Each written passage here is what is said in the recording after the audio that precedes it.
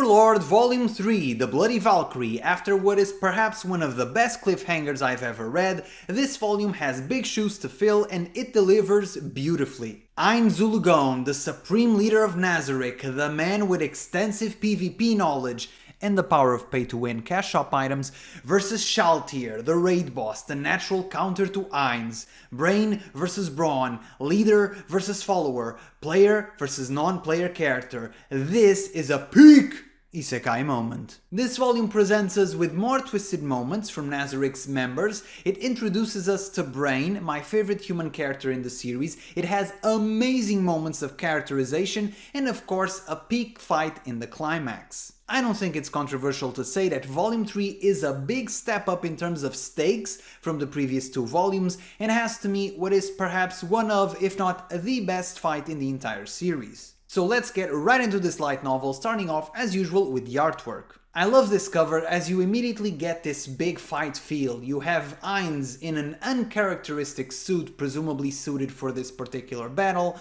and Shalltear looking confident and imposing, raising her arms, presumably summoning the familiars that you see in the background. In terms of composition, this shot immediately stands out from the previous two because for the first time, Ainz is drawn at an angle so as to make him seem smaller. This cover really sells the urgency and the stakes of this confrontation. Ainz is for the first time the underdog. There will be other covers that play with Ainz at a downwards angle, however this one is to me the one that does it the most effectively and the one that sells the fight the most.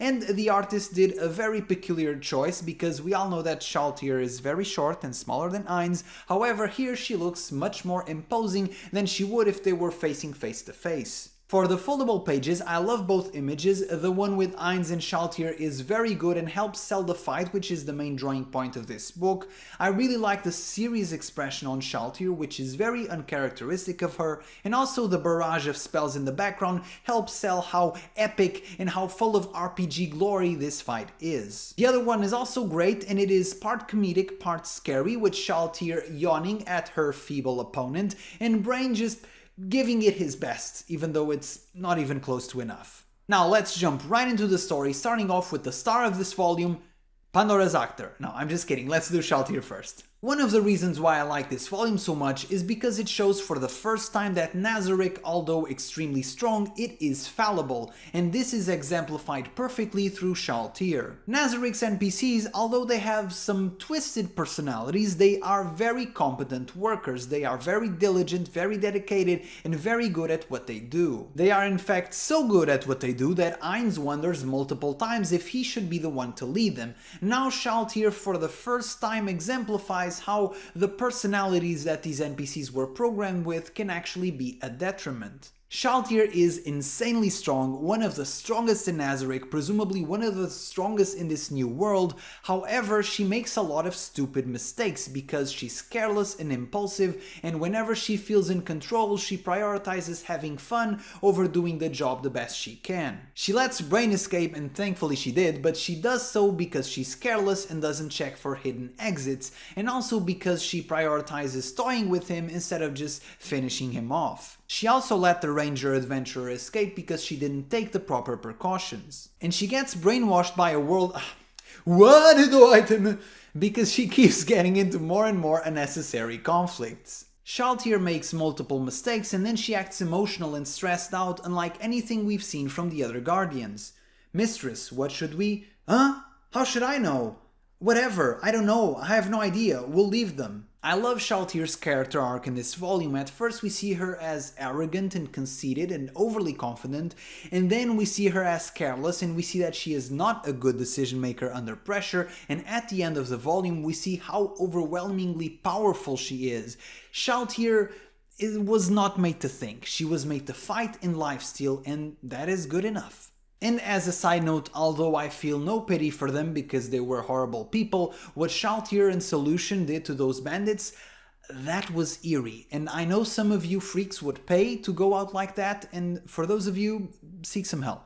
In the middle of her jolly playtime, she faces the swordsman Brain in a scene that is parts horror, parts comedy. She starts the attack on the bandit hideout by just literally throwing a lesser vampire, and that scene was so out of nowhere I didn't remember it, to be honest, so it got an audible chuckle out of me. It was just so funny and so on character. And then we see her duel, which was just an intended mockery of Brain. She doesn't realize that Brain is actually trying his absolute hardest, and that is so scary and also what makes the scene so funny. We get Brain built up as this edgy swordsman who forsake everything for the pursuit of the sword.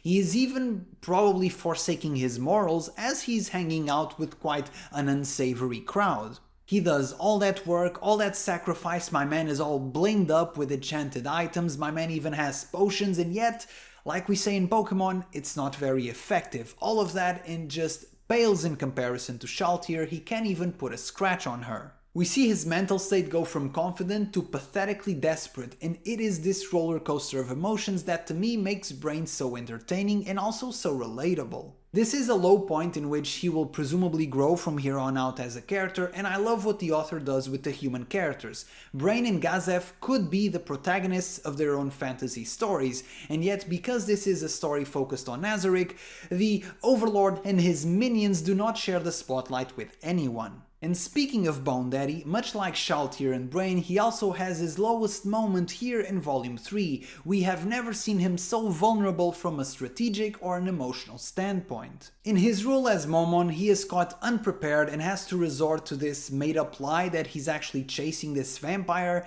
and gives this silly name to Shalltear, which is actually quite a comedic scene. I have no idea how to pronounce that, Honyo or however it's called, but it's quite a funny scene. Later, he also has to resort to remove some adventurers that were being a bit too nosy for his tastes, and in this scene we see that all of the NPCs of Nazarick are extremely scary, including Mare, but also it shows that this is becoming quite a lot more involved than usual. He's having to cut way too many loose ends. And once he realizes that Shalltear has been brainwashed by a world item, he just loses it. He screams, he swears, he kicks the ground.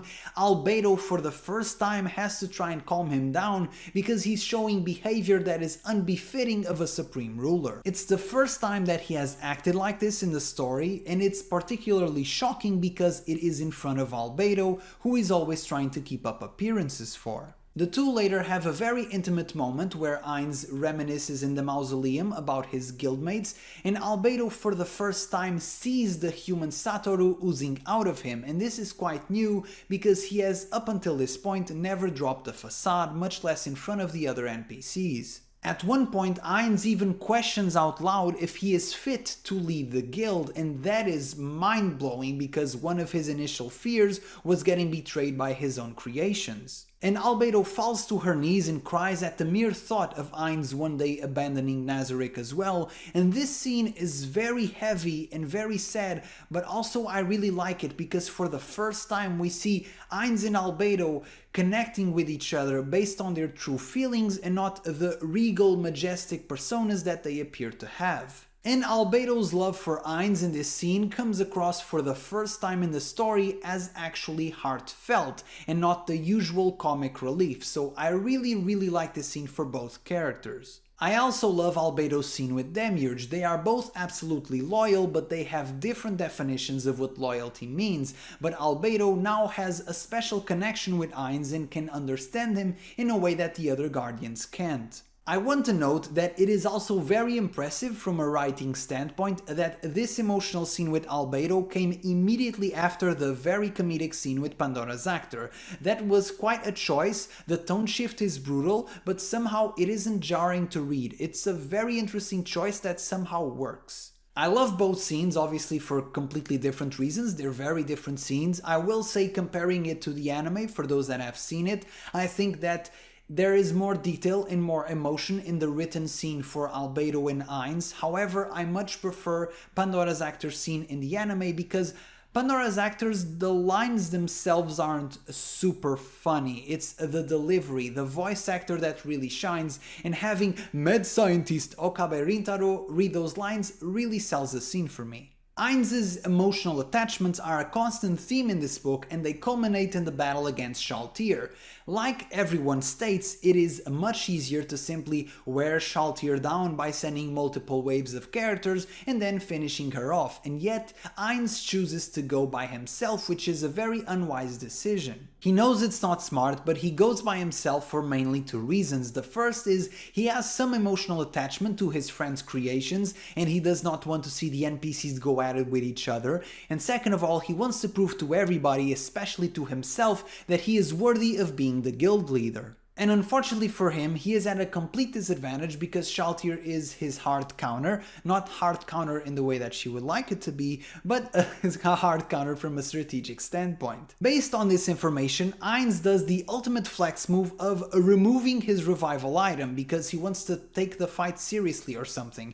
This is pretty much just Bone Daddy just flexing on everybody. And he does in fact prove who the real daddy is in this absolute tribute to RPG PvP goodness. He does a million of RPG cliches that I loved so much, like doing a million buffs before a fight, managing your health and mana bars, equipping yourself to resist a specific attack of your opponent, just a lot of good stuff. And this fight is also a masterclass on the very human element of PvP, bluffing, tricking your opponent, winning an unlikely victory through better intelligent preparation. And of course, this is also proof that Yggdrasil was paid to win with all of those super powerful cash shop items.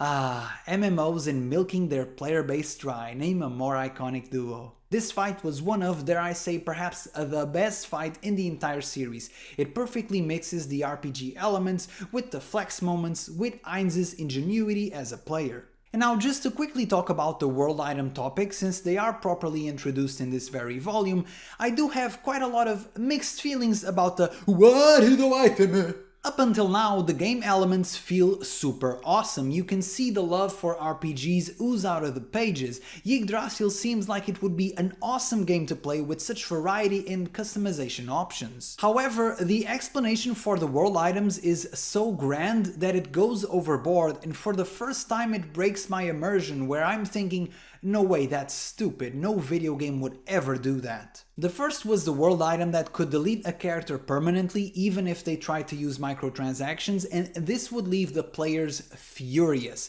And since there are cash shop items in this game, can you imagine if you deleted an account worth thousands? If there is one thing I know about video games is that you do not piss off the whales. The whales fund your game, so no way they would do this. And then even more egregious are the items to change the game's own magic system, and that's just ridiculous. Video game companies have to answer to investors and have all types of bureaucracy, and video game devs, and all devs in fact, are super possessive about their work.